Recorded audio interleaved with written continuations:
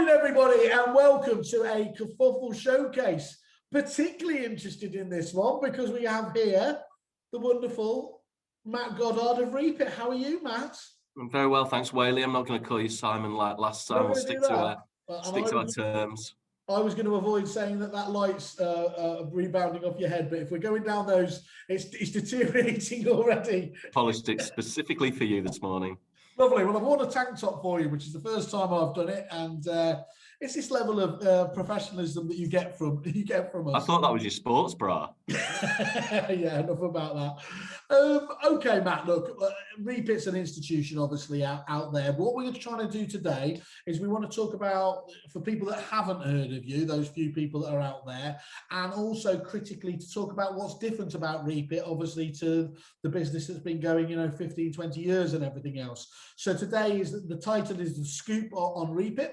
When I first started selling mis-selling software in this industry, it was estate agency software. It didn't really need to do much more than upload to Rightmove, do a bit basic match and everything else. At some stage that evolved into CRM software, and how do you describe Reapit now? Is it still being described as a CRM package, or is it something else? No, it's so much more than that. And I know certainly we had the conversations a few years back of CRM. When we look at that, it's the sort of lead nurturing, it's the process through. It's obviously very much that relationship management piece with the property management, the client accounts, the new homes, the transfer over to general ledgers and side of things. We're very much the leading estate agency business platform in terms of we now have we acquired Agent Point last month, who bring with them a digital marketing solution, which is part of our offering, and over and above that we've got the sort of Foundations app marketplace, which I was going to ask you a question actually, which is, I know, the wrong way around, but that's always been the way that this has worked. But I think you did a statistic out there in terms of the number of prop techs that an average estate agent would be 20. Using. 20. Yeah. And by the way, I think we're doing an updated one, and initial signs are that's just creeping up as well, as you'd expect. Well, this is for us to plug Reapit, not for Kerfuffle at the moment, Simon. So can we edit that bit out?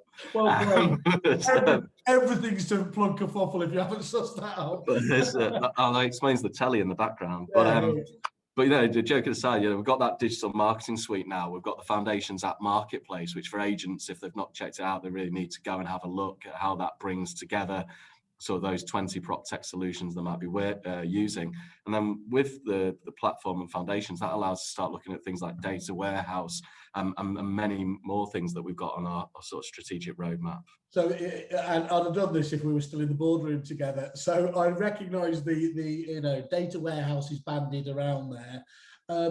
For an estate agent, what's the benefit? What give some context around what that kind of development will deliver for the average agent? So data warehouse, if I'm categorical on this, or even blunt, it will only be relevant to maybe the top 10% of corporate agencies where they've got data scientists and that sort of thing, where they can go off and produce research papers like Lucian does over at Savills. Yeah. However, the technology that sits behind that will enable us to have much more astute, more insights in terms of the analytics and the reporting that agents need, and for also, importantly, to take that mobile to be able to go out and about and have it as and when you need it. So really it's that insights layer that we've had and we've always produced, but this will be sort of the next level of that. And you've marched on, obviously, and Reapit, obviously, just to be clear, it does span all genres of the business, from obviously the corporate end.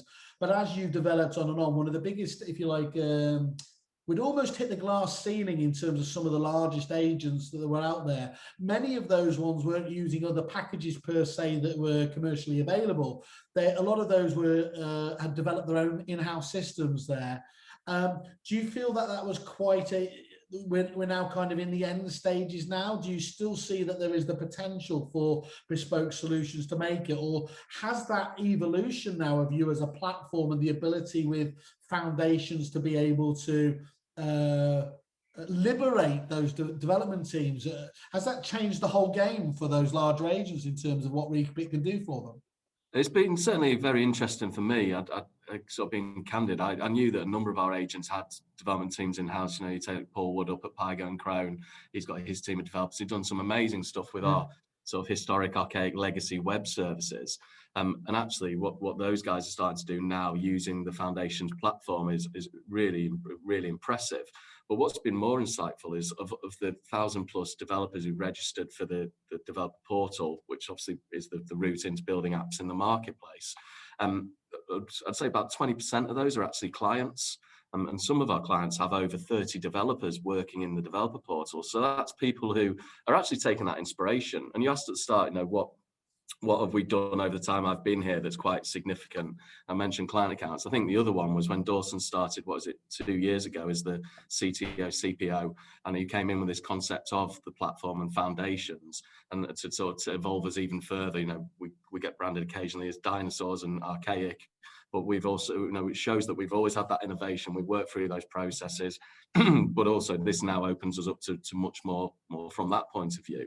And we're seeing it. You know, we're seeing the developers from, you know, Paul Wood and the team at Pygo's building out their own apps. We had one come through from the guys up in Scotland where they're actually replacing screens within the Reapit Agency Cloud products. And that's very much what Foundations does. It allows PropTech partners and ultimately our clients to sort of extend, augment, and even replace screens of agency clouds. And that's been really impressive. And some of the conversations we have with clients who have got maybe arms of their business that use Reapit as agency cloud platform, and we've got arms that maybe don't, to do with maybe auctions or other areas. They're actually using the platform to build out applications for those pieces of business that sit within the Foundations platform, form part of everything that we do for them, but wouldn't previously been thought about because we didn't cover that particular module in the agency cloud offering. So it really is bringing those together. And it allows us to bring in businesses who have bought their own software or have built their own software, and they can start using Foundation and shared services to then start utilize things like the app marketplace and the data warehouse within the product that they maybe previously built themselves. I always used to say there were no stupid questions, and you're saying here comes one as I ask the next question. But to give some context there is, I think that what's most important there is, if I'm understanding it right, when I watched obviously Dawson's fantastic unveiling of Foundations, and what I understood it gave is, it does literally give them the ability then to change the look and feel of the application itself. So for example, one of the things that have been criticized by many of the training gurus out there, the likes of the, you know all of these guys, is they get very annoyed at the methodology, the flow of information that is always in the same way, isn't it? Here's the name, here's the address. And if you don't train your staff well enough, it does feel very much like a computer says no environment. Mm-hmm. It wouldn't be beyond the realms of possibility within what you can do with Foundations, whether it's with those front office staff or indeed a client services department, to have a different flow, wouldn't it, to make it feel much more natural in terms of how you're actually talking to the clients? Absolutely. So I think when you get that sort of computer says no comment, quite a lot of the time it's because someone in the business higher up has mandated that there's certain fields you have to fill in. And we were always sort of coach and train. So look, if you're mandating those fields, but you've got a vendor on the phone who's very desperate to get you around to do evaluation, and you just capture as much as you can to save the record, do you really want to know what their eye colour is, or that the last time they went to Goodison or Anfield, or whatever the random bit of information you is? You're not allowed to do much of this. I looked into it. No, and so, but very much so. If you were a business, and we've got a number of partners who are actually building what I'd call like wizards, to do with contact registration wizards, that you could build it exactly how you want it to. And we've what we found, and perversely, where I was talking about the number of clients who are building apps. Actually, what we found is a number of partners, PropTechs, who come to us and say, look, we'd love to build something within Foundations and publish in that marketplace, but we don't either have the technical wherewithal to build something. And that's not saying it's difficult, it's just they don't have that knowledge, because whilst they're a PropTech, there maybe the core business is to do with conveyancing or something similar. Or they say we just don't have capacity. So we actually have a list of development houses, a bit like Salesforce's Trailblazers, where we can say, look, these 10 businesses have already built products for X, Y, and Z. You're welcome to go off and speak to them. And they're actually helping PropTechs and customers build those things out. So you could say, actually, when I register a contact, I want it to go through this flow. You build that app, You can publish it for yourself, and that's just for your business, or you can do what sort of the likes of Kai with his area products, or Mike Nettleton with what he's building out. It might be something you feel, actually, I'm going to publish this for the wider market as well, rather than just keeping it as the secret sauce for my own business. So how is this whole thing, which obviously is hugely exciting and liberates all of these great ideas, but where does that leave you as an innovator in your own right? You know, so what now influences the product design, the roadmap? You know, how do you shape those products around what agents want most when they have this ability to almost take it on themselves? We still have that collective consensus, as I mentioned previously. Now, we've got that 4,500 agencies who are our inspiration and our advantage. What it allows us to do is open our shoulders.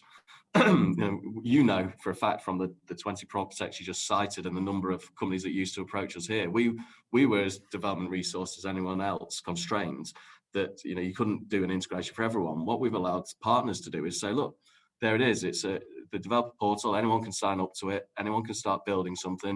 You can publish it in the marketplace.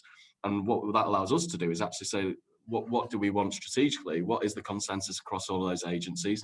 Where do we want to take the product next? And also to build out that visible roadmap so we can be transparent. So we can say to clients, look, this is what we're aiming to do in this quarter, next quarter, this year, next year, and actually start to move and be much more transparent on that side. And I think that's where we used to get caught out, wasn't it? It was we tried to be too open, we'd misjudged in terms of that kind of the delivery on that, and you do it for the best of reasons, wouldn't you? But actually, some of that stuff can be. How do you stop yourself getting caught out by trying to be open? But then, obviously, as it's only when you get into a project that you might find out that it is going to take longer. Do you have to just at that stage be honest and hold your hands up and say, look, you know, this is going to take longer than we think? Or are there ways that you can mitigate that whole timeline sort of laying it out? It obviously depends on the size of the task you're taking on. If you're doing something maybe quite small, maybe like we did a while back when we did the Adobe signature integration, that's quite a small bit of work that you can talk, maybe this is going to aim to deliver it in this quarter. But if you're going to go out and build something completely new, let's say, I don't know, block management, that's almost a product in its own right, isn't it? So you can't be saying, look, that's going to be this quarter. But like we've always done, you know, when we're looking at these things and when we're talking about what we want to build and are going to build, we engage with the customers who've raised that point or raised that comment. You know, this is something we did. So a little while back, I'll say a little while back, this one, it scares me, maybe 5 years ago, we looked at renewals management, and we had renewals and it really was working well. But what we wanted to do was have the renewals progression piece in line with what we did around tenancy progression, so that those renewals teams or the individual doing renewals in those businesses could track that piece of business. And it's very much, as you know, a sales funnel like any others.